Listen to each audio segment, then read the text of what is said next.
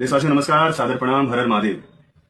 जैसा कि आप लोग देख रहे हैं, पिछले कई दिनों से मोनालिसा का जो लव जिहाद वाला मैटर हुआ, उसके बाद मैंने उस पीड़ित परिवार और लव जिहाद के खिलाफ एक अभियान शुरू किया पूरे देश में, जिसके देशवासियों ने बहुत सराहना भी की और साथ भी दिया। लेकिन अब मामला थोड़ा अलग होता जा रहा है। मामला अब यह है कि मेरे पीछे जिहादियों के साथ साथ केरल की ईसाई मिशनरीज भी आकर ज्वाइंट ऑपरेशन में मेरे खिलाफ साजिश कर रही है।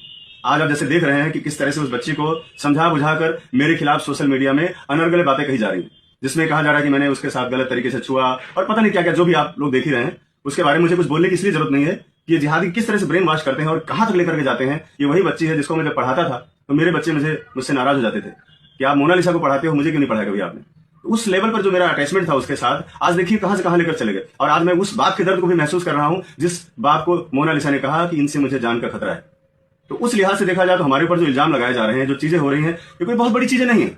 और मैं किसी भी परिस्थिति से निपटने के लिए, लड़ने के लिए मैं हमेशा सक्षम हूं। मैं कभी भी जिहादियों के सामने या देशद्रोहियों के सामने अपना सर नहीं झुकाऊंगा। मैं आप सबसे आज वादा करता हूं, जिस तरह से इन लोगों ने साजिश करके प्रेस कॉन्फ्रेंस करके मेरे खिलाफ जो बातें फैलाई जा रही हैं, ये देश दुनिया देख रही। क्यों देख रही? इसके पहले क्या था?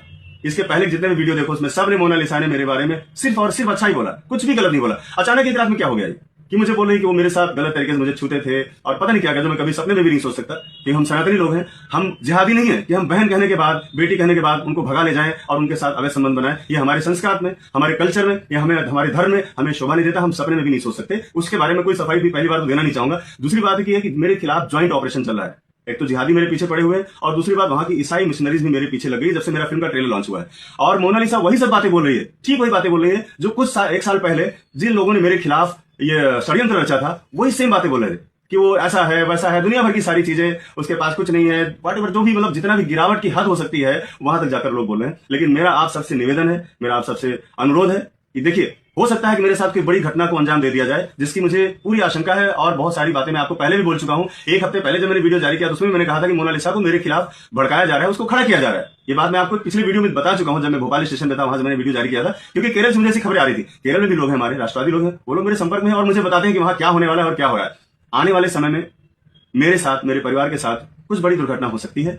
ये बात आप सब तक पहुंचाने के लिए मैं वीडियो बना रहा हूं। और मैं आपसे कहना चाहूंगा कि लव जिहाद की लड़ाई, धर्मांतरण की लड़ाई रुकनी नहीं चाहिए।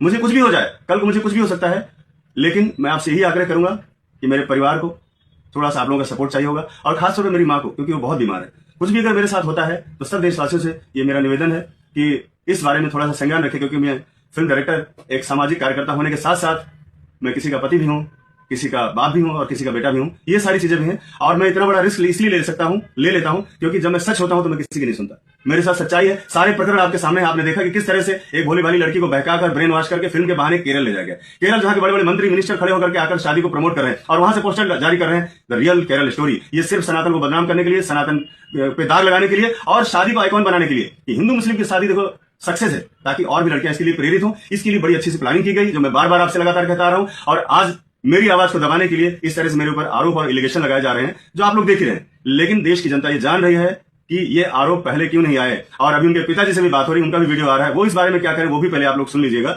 और जिस तरह से मेरे खिलाफ एक नैरेटिव गढ़ा जा रहा है, मुझे पता है कि मेरे राष्ट्रभक्त, मेरे सनातनी भाई मेरे साथ हमेशा खड़े, क्योंकि वो मुझे जानते हैं कि मैं कैसा हूं।